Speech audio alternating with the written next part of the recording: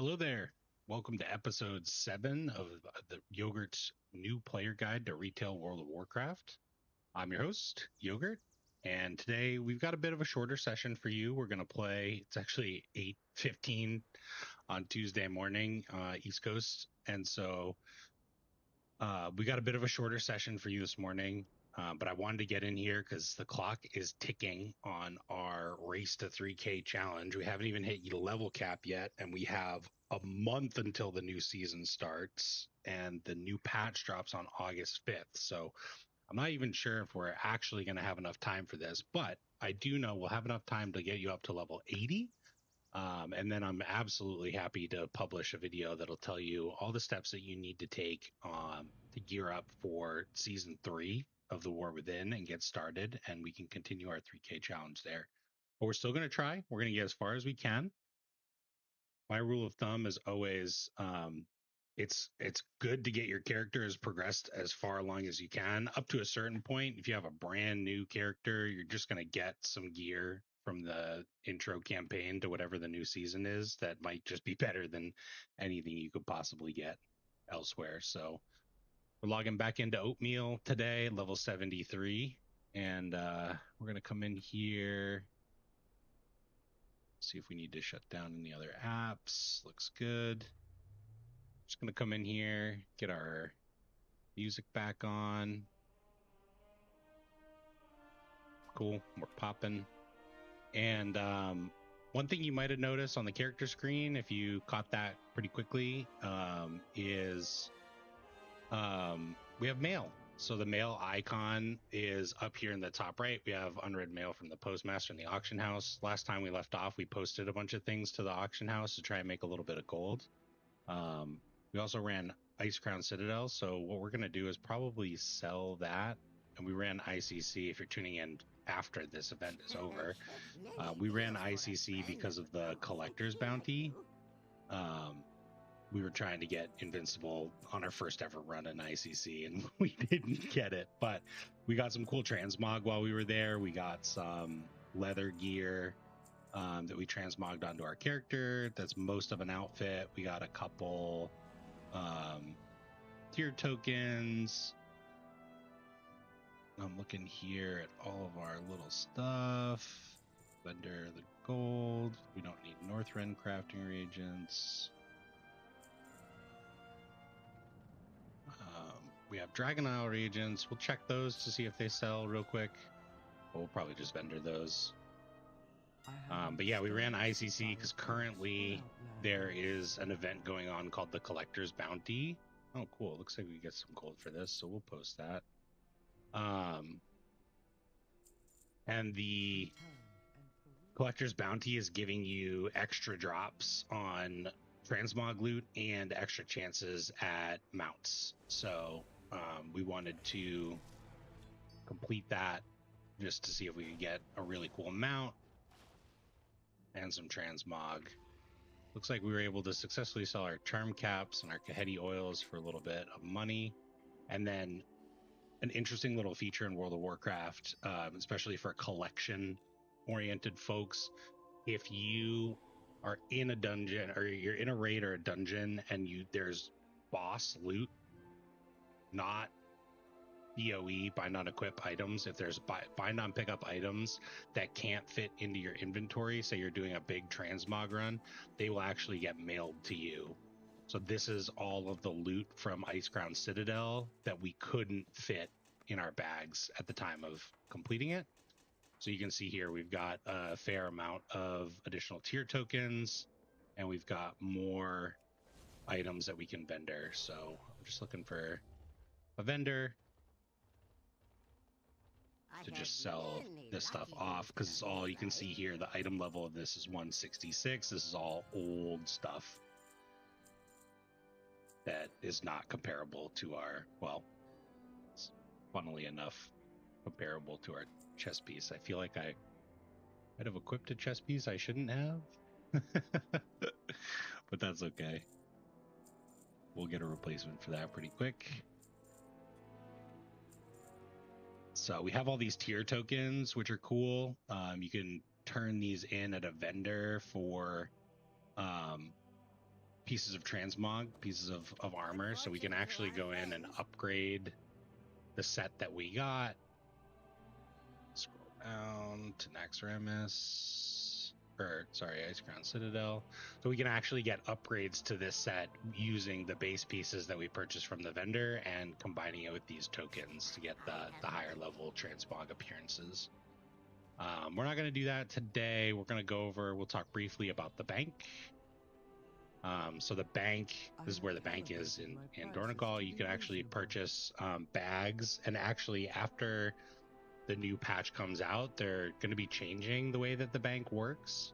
So currently the bank will have bag slots that you can purchase and put bags into them. So we could take our 6-slot bag or a 12-slot bag, we would put this in here and expand our bank inventory. In this latest patch that's coming out, Season 3, 11.2 of the War Within, they're going to remove the concept of bag slots, and they're going to just make bank tabs, and they're going to remove the concept of a reagent bank. So a reagent bank is basically just a place to quickly store your crafting materials. You can deposit all into the reagent bank.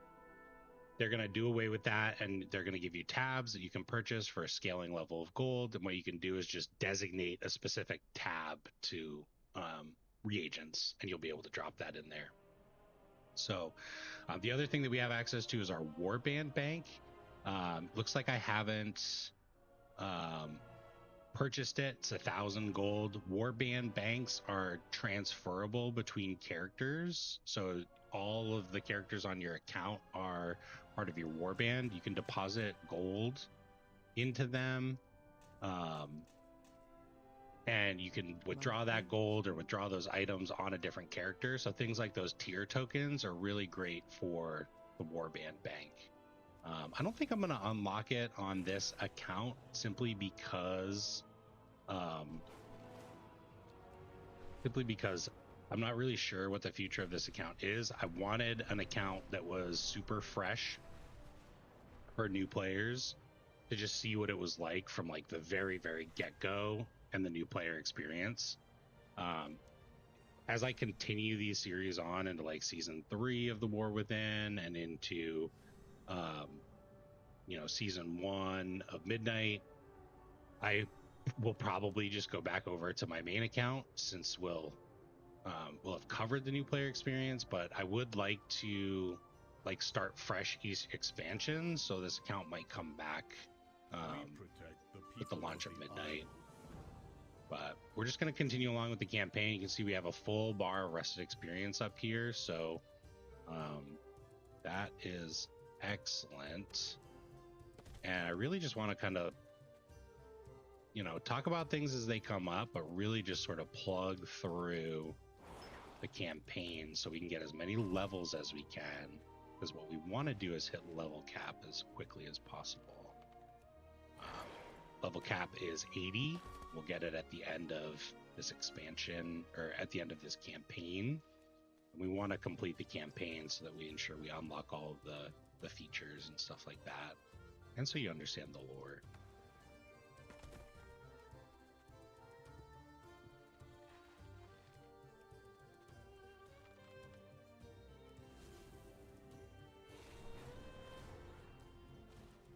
Oh, I only picked up one quest.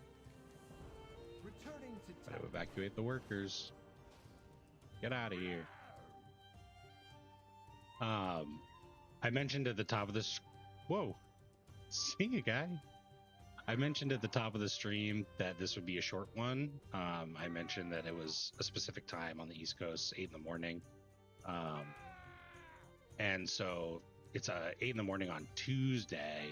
And I've mentioned this in previous videos, but the way World of Warcraft works structurally is that there's a weekly reset, which is similar to many other games. There's a weekly reset every Tuesday, and right now it's at 10 a.m. East Coast, New York time zone. And depending on where you are, if you're watching from Europe, it'll be on a Wednesday morning. But currently at 10 a.m. the servers reset, so they go down for about an hour of maintenance. And during that time, certain things will reset. Essentially, that's why they call it the weekly reset. And your raid instance lockouts will reset. So you can only get loot from raid bosses once per week. So after Tuesday, you'll be able to go in and kill those raid bosses again and get loot and upgrade your character. You also get access to the Great Vault, and then there are certain weekly quests. I actually like this quest. Gets me every time. It's kind of a tower defense thing, but it's also like a Kobayashi Maru, so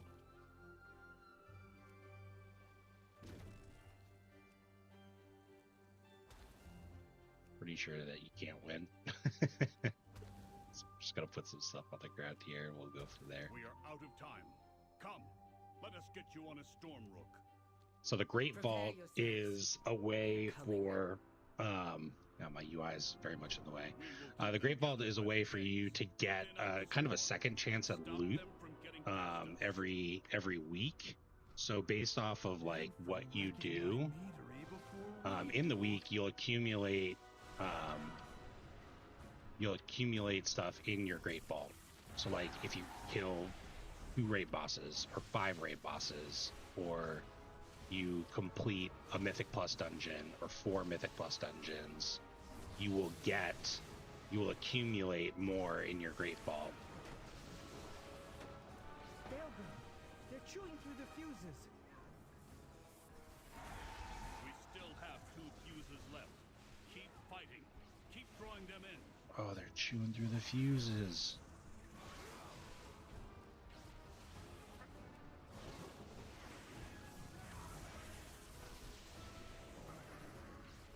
I think this is accidentally the best I've ever done. Oh, they chew through all the fuses. These monsters cannot leave here alive. We're doomed.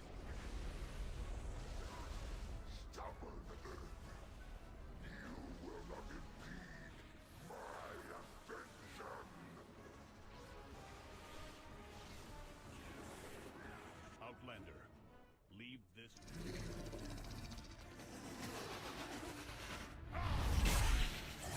The fuses! We can't ignite the kegs! I must fulfill my edict. What? Forget the edicts! I cannot. That is why it must be me. You must guide the Earthen. Pilgrim! One last ride, then you are free. Syrinx! My directive is to protect this isle, and the Earthen. All the Earthen. Glory to the Titans! Long live the Earthen!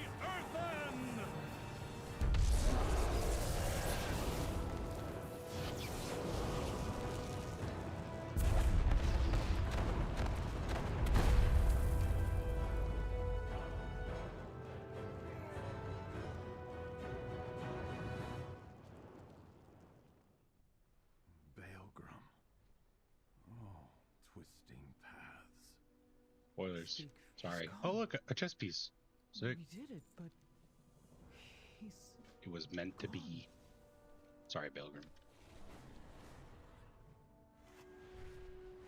So I was talking about the Great Vault, right? You complete different objectives, and you will gain a chance to receive. You will unlock slots within the Great Vault that'll allow you to receive loot. So the best thing about the Great Vault is that it allows you to kind of punch above your weight class when it comes to Mythic Plus.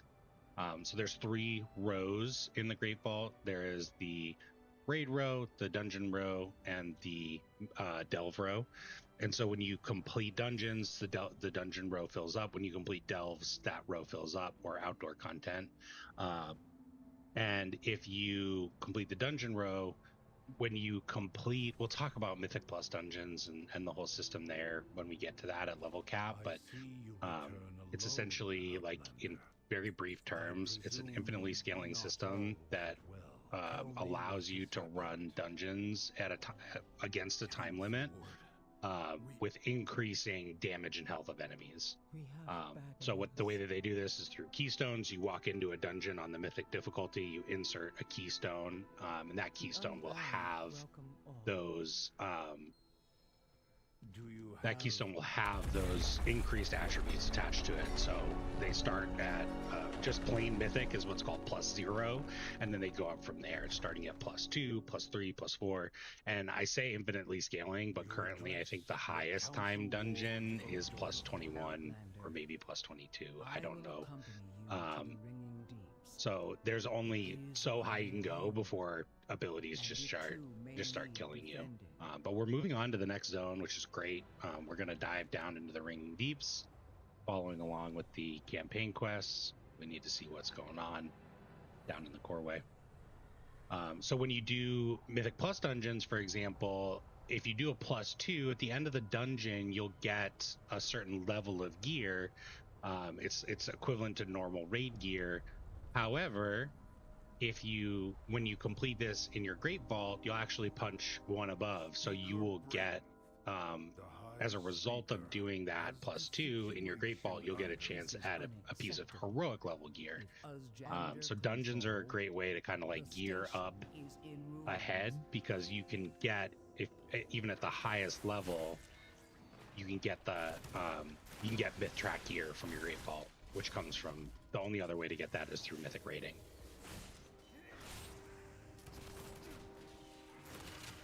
So we're just helping clear out here,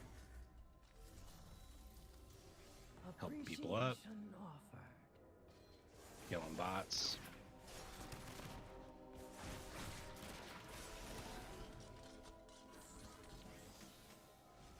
Now that sort of punching up doesn't apply with raid gear at all. It only applies with Mythic Plus gear. If you do a normal raid, what you're going to do is you're just going to get access to the entire raid. Well, for every boss that you kill, you'll have access to all that boss's loot within the top row of your Great Vault, the raid row.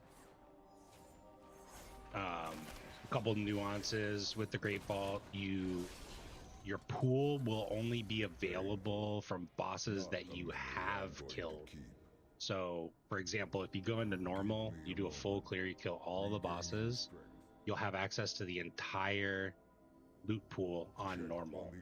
However, if you then go in and kill 3 bosses on heroic, you'll unlock 1 Great Vault slot that is for heroic. It always gives you the highest difficulty you've completed, but you'll only have access to the loot from those 3 bosses. Now, it's not self-contained. So once you kill a boss, you unlock that boss's loot forever. But you have to kill the boss first. So like an example would be, if you full cleared normal 1 week, you've killed the final boss. Then the next week you're really focused on heroic, but you still killed 3 bosses in normal or whatever. You would still, your 1 or 2 vault slots would still show you loot from the entire raid, because historically you've cleared the entire raid. So even if you only have 1 slot unlocked, you can still get gear from Gallywix from the final boss. Conversation initiated.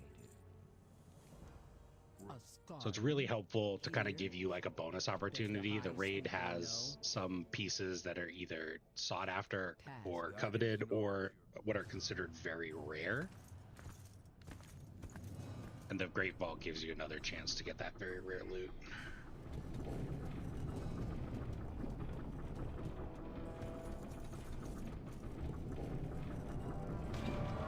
Outlanders, this is the realm of the machine. And I am the High Speaker. And who is this? Brinth? I almost forgot I sent you away. I have been busy addressing our greatest problem. The awakening machine. What distractions have you brought before me this time, Prince? These outlanders crashed on our shores. I have no time for your misadventures. High Speaker, the Nerubians. Enough! Outlanders, you may wander where you will. But when you are done, return from whence you came. The High Speaker has spoken! Little TLDR on this lore, because we're gonna kind of skip through it relatively quick. The High Speaker's not feeling super great. Kind of gives me Lord of the Ring vibes. If you know, you know. You know, somebody's got a little whispering in his ear. We'll uncover who that is and why it's happening over the course of this campaign.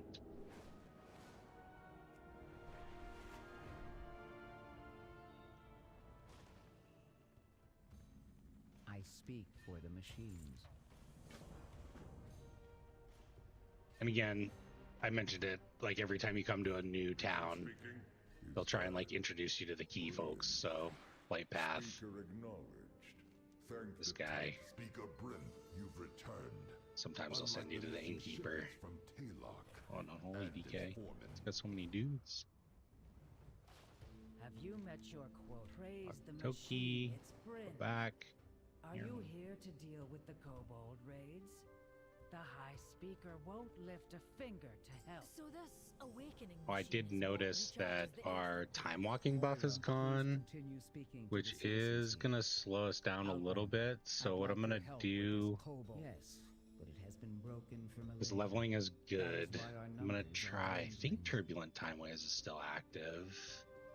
Yeah, Turbulent Timeways doesn't end. So what I'm gonna do is actually just queue up for a Warlords of Draenor time walking dungeon, which is going to give us a little bit of a leveling boost. I just want to make sure we get good XP, good progress, but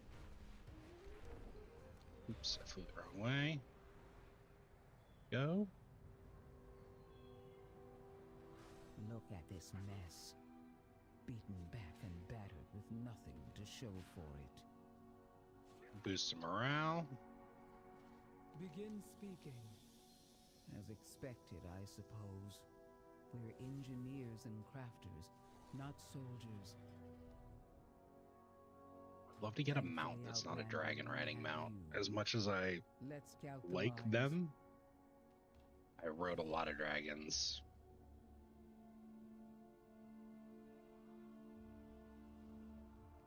In Dragonflight. We also need to get some bags. We should be... Oh, vantage point scouted. Should be herbalizing too. Because we want to level that. I mean, it's not critical by any means. But you do get a little bit of XP. And you get knowledge. And eventually, with gathering professions, you can unlock the ability to harvest them from your mount, which is super cool. Probably do that. Candle King. Perhaps we face a common. So we're going to help this little kobold with some issues related to the Candle King. We need to kill other kobolds that are part of the Candle Cult.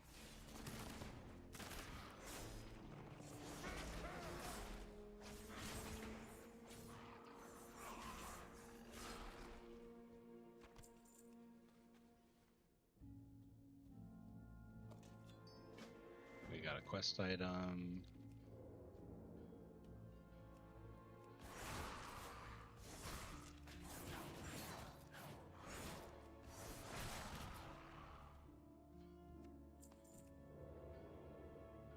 Ooh. Something I took during Killing Spree hurt me. Pop evasion. We already popped our Crimson Vial. This guy's off. Oh, here's our dungeon group for Warlords of Draenor. is one of my least favorite dungeons. I don't really know why. It's really not that bad. It's called the Everbloom. So we haven't done any dungeons in Warlords of Draenor at all. Cool. Looks like we got a pretty juiced group here, so that'll be great.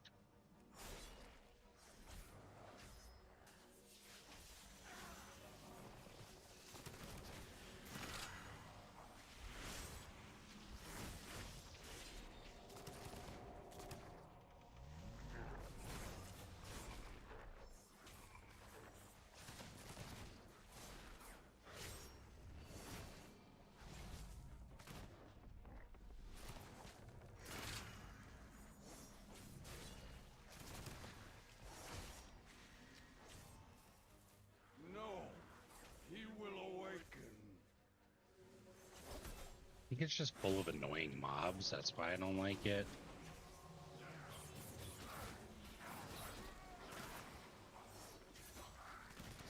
These guys all are casters.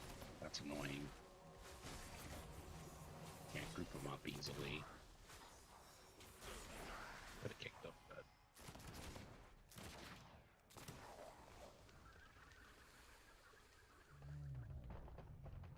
Yeah, we're a god. We're doing so much damage. Holy. Oh, and we got Lust. Let's go.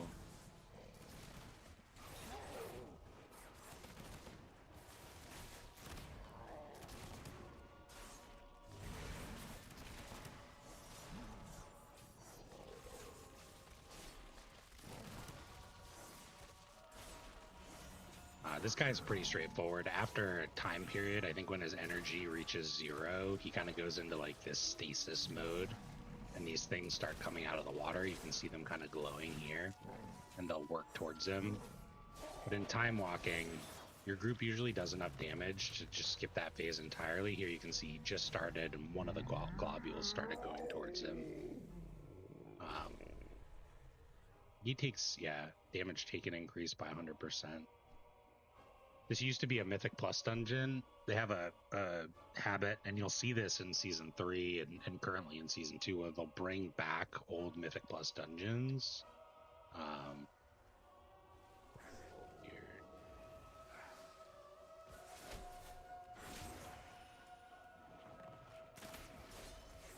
This guy's just going to group everything up. Going to do our best.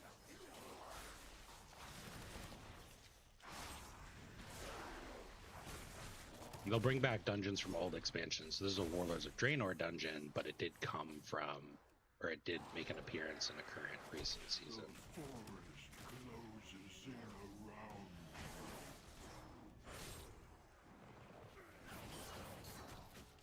God, Killing Spree probably makes this a little challenging to watch. I'm sorry about that. It just happened to be the class that we chose.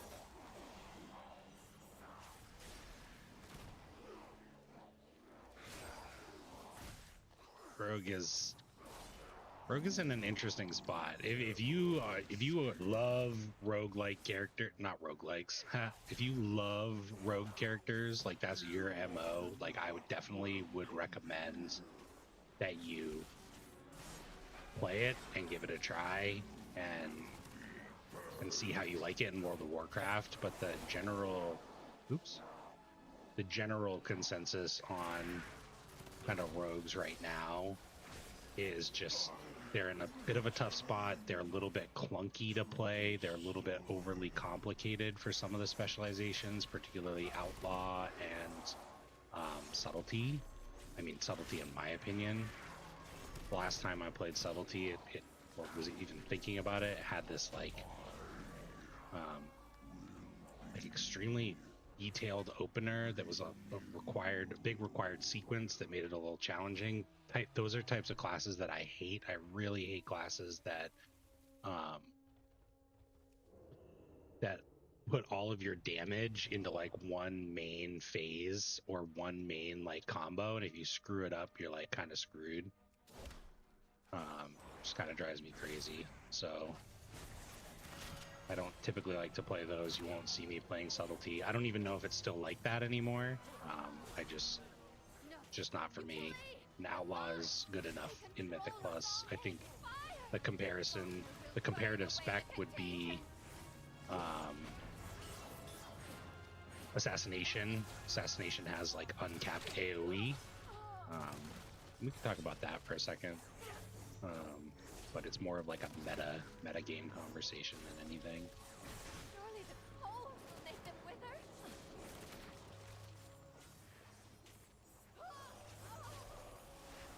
Book of Shadows got me through that. This boss, sorry, we skipped over a couple bosses. One boss was a council boss. It's the only way. You're supposed to actually start on the other side and kill the other guy first, and then kick the water person that we were attacking because they have a heal. So you just kick the heal while you kill the other person and get them taken care of. Then this boss is like your basic mage archetype. So she does like I think she does like a big pyroblast, and then she does that ice orb thing where they all kind of like compound in around you, and you want to dodge that, otherwise you get frozen, and it does a lot of damage if you're not in time walking. And then we're just walking into the last boss. So like, I don't know why I hate this dungeon. Like, this puts it into perspective. We lusted on the first boss, and it's the cooldown for lust is still 6 minutes. So it took us 4 minutes to get from the first boss to the last boss. So it's really not that bad of a dungeon, but I just don't like it. This boss is also a phase boss. Again, I've said it before when we were doing a bunch of time walking, but you don't need to worry about anything when it comes to doing like lower level stuff. These dungeons aren't relevant in like current content, except in time walking. But just follow the tank if you're doing a dungeon. This boss will summon some ads at a certain point. So. And if all you care about is getting to level 80, honestly, time walking, I've said it a couple of videos ago, time walking dungeons are absolutely the way to go. Just spamming those over and over and over and over again. And if you're a DPS like I am, you can see the queue takes a couple minutes. So going back to your campaign and doing that in between is the best way to level. The reason for that is because time walking dungeons give you this bonus experience, which is higher than the regular random dungeon queue. So you get 30,000 more experience for doing a time walking dungeon. And then currently we are in the Turbulent Timeways event. So after you complete your first time walking dungeon, you'll get this buff, which actually I guess I have to do more in order to get it to stack. So experience gained from killing monsters and completing quests increased by 5%.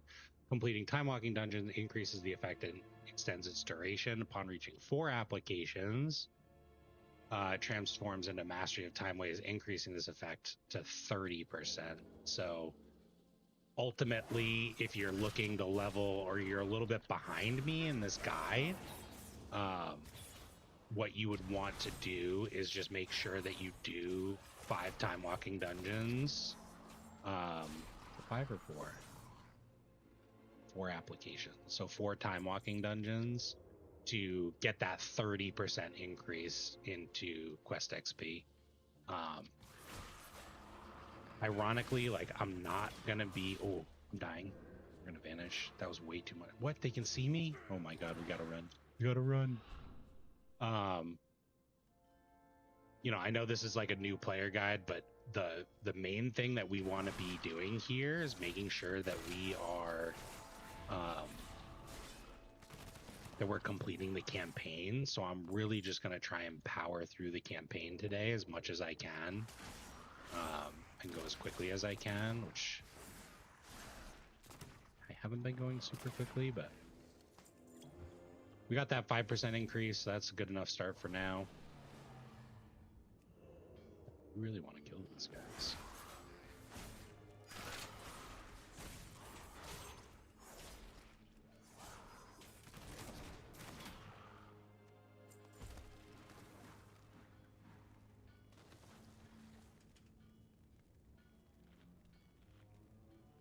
So the Overseer is the big guy, so we're going to focus him. We're going to open with Blade Flurry, Strike, Roll the Bones, shoot him. There we go. Easy. Easy peasy. location plaque. See another one there in the middle. I see this piece of dirt. It's waxy lump. Pick that up. This gives us a little piece of an odd glob of wax. We'll talk about wax in a little bit. It's nothing important, but in the beginning of Dragonflight, people were out, in the beginning of the War Within, people were farming globs of wax because you could turn it in for different pieces, or you could turn it in for crafting goods. So you could like turbo run your crafting by farming globs of wax, but you could also sell it on the auction house and make like a bunch of money. So we picked up our last candle.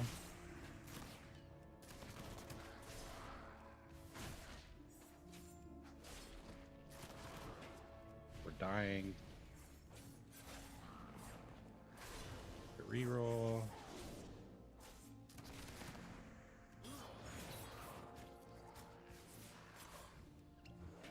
Pick our potion.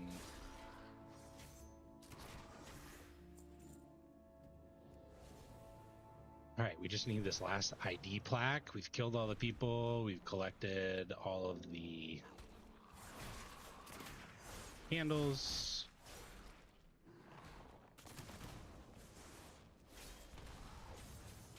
This guy's kicking my butt.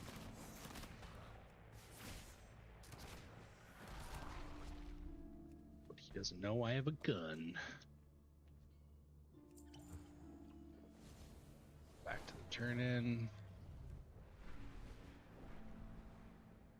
Honestly, at this point in the expansion, I'm pretty positive that you could just straight up level to 80 and you could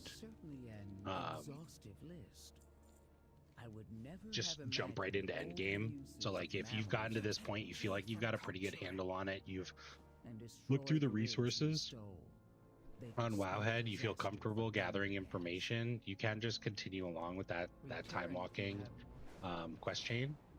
The campaign is not that long either, right? I've only been able, after my sort of first spurt of videos, I've only been able to play once a week in shorter spurts. I'm hoping to get a bigger time slot to play to sort of push this key a little bit, but or push keys a little bit, but if you're sitting down every night and you're just continuing along with the campaign, or you're just trying to level, like time walking is the way to go, for sure. And you might be able to just continue on and bypass.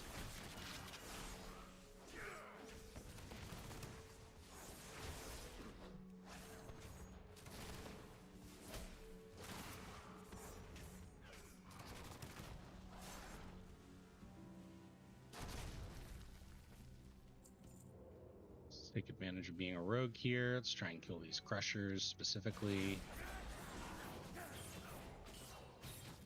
The one thing that's a little nerve-wracking about killing spree is I don't want to pull other mobs.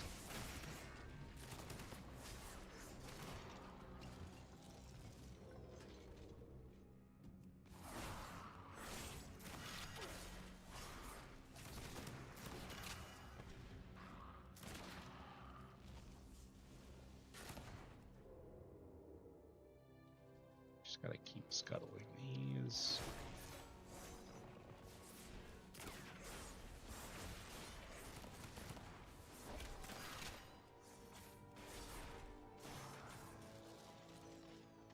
Kill the big one.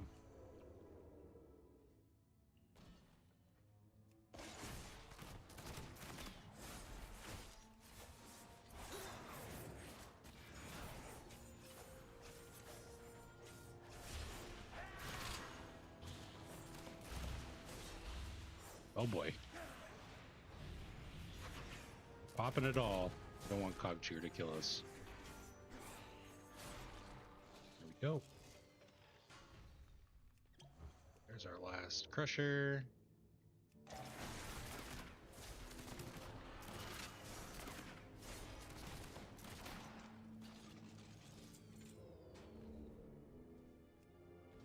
Stealth out. Oh, hey. There we go.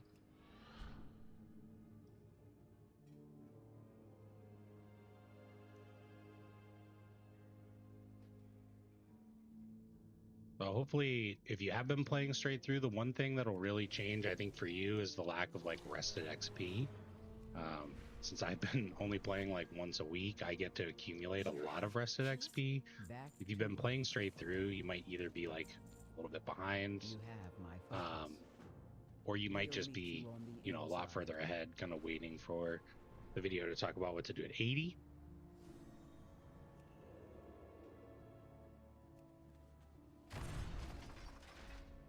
Think I not see what you do in my mind? One thing about time walking too, if you do level this up, turbulent timeways, I think I mentioned it before, it awards a mount. It was this cool Corsair mount. It was a dragon with a pirate hat. So doing time walking also just gets you another mount, another dragon. Corsair, I know Corsair, pretty cool. You have to accumulate the buff, I think, for 4 weeks in a row. So if you're starting late, I think it might be a little too late for you to get the buff enough times, but they'll usually do something like adding it to the shop, or they'll bring it back around typically. So, oh man, this guy burnt me. A lot of damage. Put our talent point in. We're gonna get coup de grace. After 4 strikes with Unseen Blade, your next dispatch will be performed as a coup de grace, functioning as if it had consumed 5 additional combo points. If the primary target is phased, gain 5 stacks of Flawless Form, which is this one here. Increase the damage of your finishing moves. Oh, that's sick. That's a powerful ability.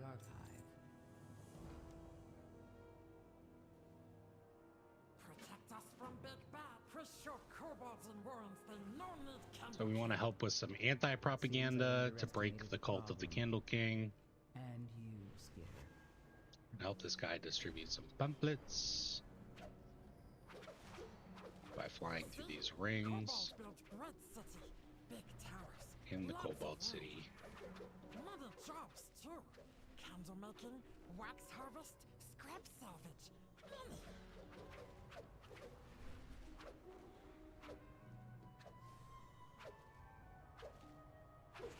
Used to be happy place. Now bullies and fear everywhere. I know, do it! Stay out of the Prince and Skitter find good place to set up. Flare out!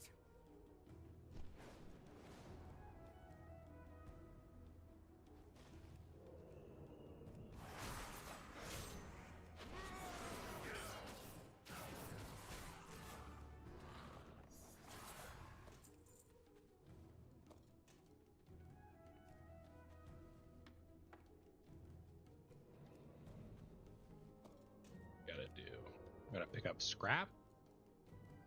Gotta free the oppressed kobolds. So here you can see our attack turned into coup de grace, so it's going to trigger with 5 additional combo points. So instead of 7, it's going to go up to 12. So it's going to be big damage. And then that interacts with all of our different abilities that reduce cooldown based on combo points spent. So it just fuels that fire where we're reducing our cooldowns even more. And we get 5 stacks of Flawless Form, which make our finishing moves even juicier.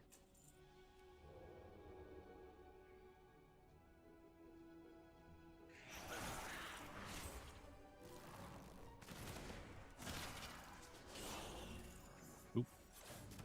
Use that on a weak guy. Do some scouting after this. I see another Browbeater over there. We'll pick up some junk.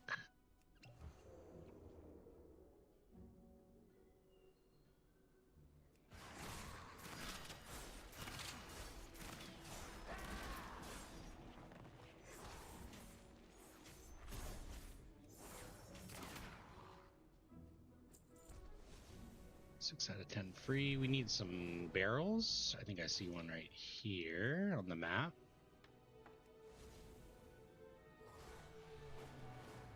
And another barrel seems to be over here. A lot of dudes over here. Oh, looks like we're going in. Just gonna pop it all. Killing spree on the highest health one. These guys are little guys, no big deal. And now we're just collecting scrap and freeing the oppressed kobolds. So we want to try and keep an eye out for those guys. I see one over here, a couple over here.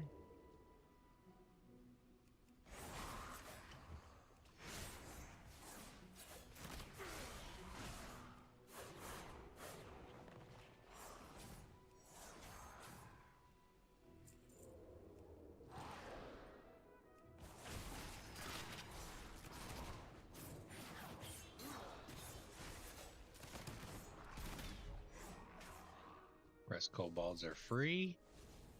We just need more scrap. So it's on the ground and on the people. So I want to kill people near stuff on the ground.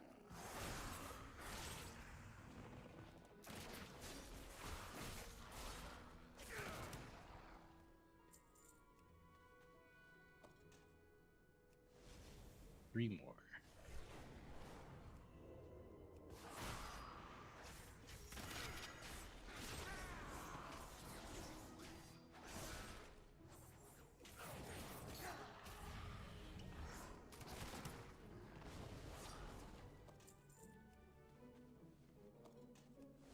All right.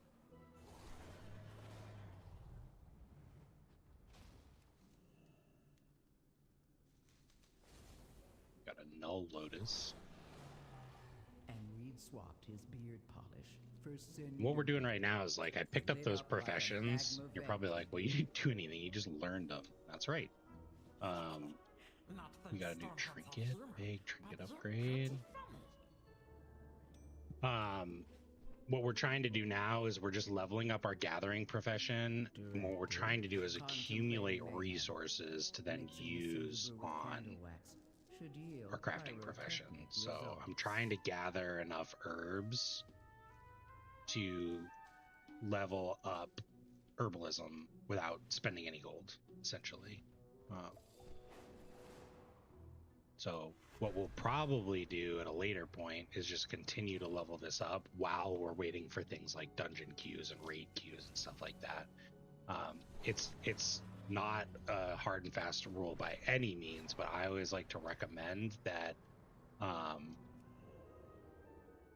DPS player for their professions, if they're like super hardcore, you're gonna want like alchemy and engineering pretty much regardless. But if you're like, you know, a little bit more casual or you're new to the game and you're playing a pure DPS class like Hunter or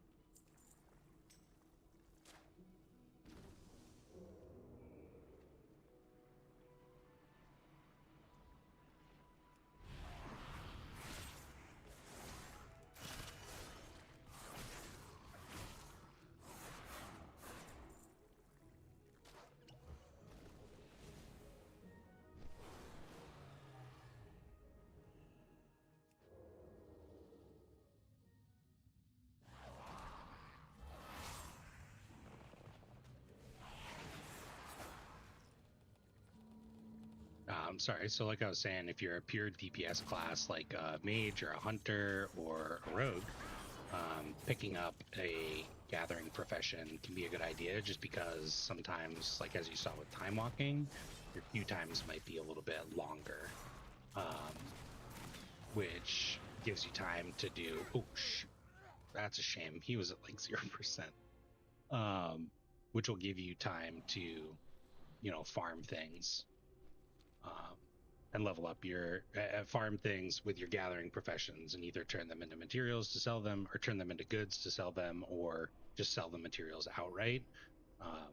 Again, if you're like going into it like pretty hardcore, then there's no real worry at all on, you want to have alchemy to extend the duration of your flasks, and you want to have engineering.